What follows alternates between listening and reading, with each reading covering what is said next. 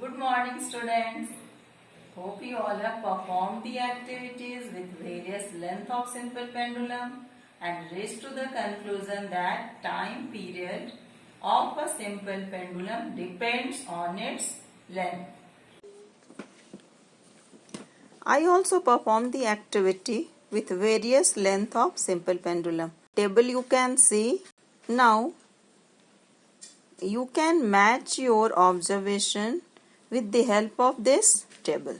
Now by seeing your observation, you may tell how is this length related to the time period of simple pendulum. So children, tell me now how is this time period of simple pendulum related with the length of simple pendulum. So children, tell me now if length increases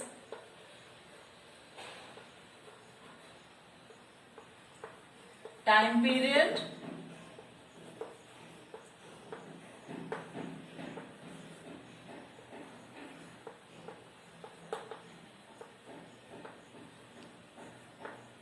also increases. If length decreases,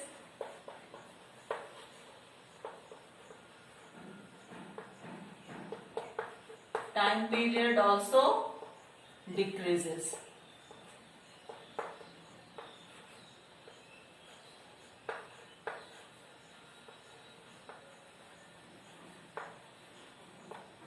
There is one more factor upon which time period of a simple pendulum depends, and that is force due to gravity. It is denoted by small g. And the formula for time period is T equal to 2 pi under root L upon G, where L is length of pendulum,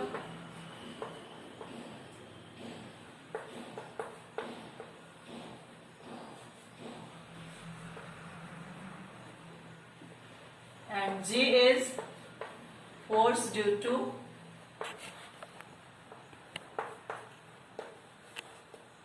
gravity. Now you can see in this formula, this 2 is constant, value of pi is also constant. Now if length also we keep constant, then it depends on value of g. In that case, we can say that time period is proportional to 1 by g.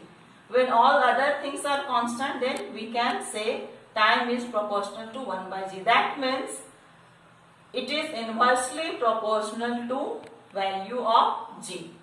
That is, if value of g is increased, time period decreases, and if value of g is decreased,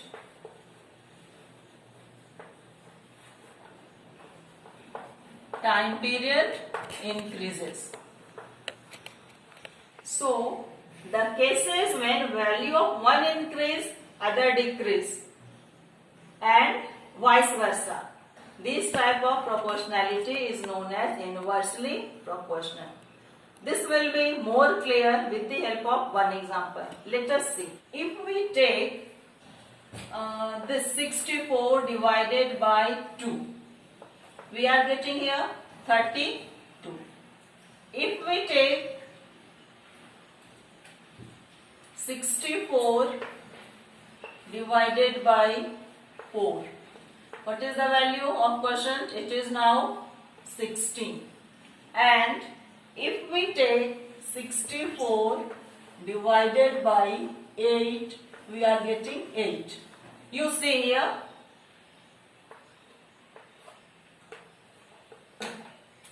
as value of numerator I have kept constant and I am increasing the value of G. Okay, here it was 2, so we are getting 32. When I increase it to 4, quotient is coming 16, and again it is coming 8.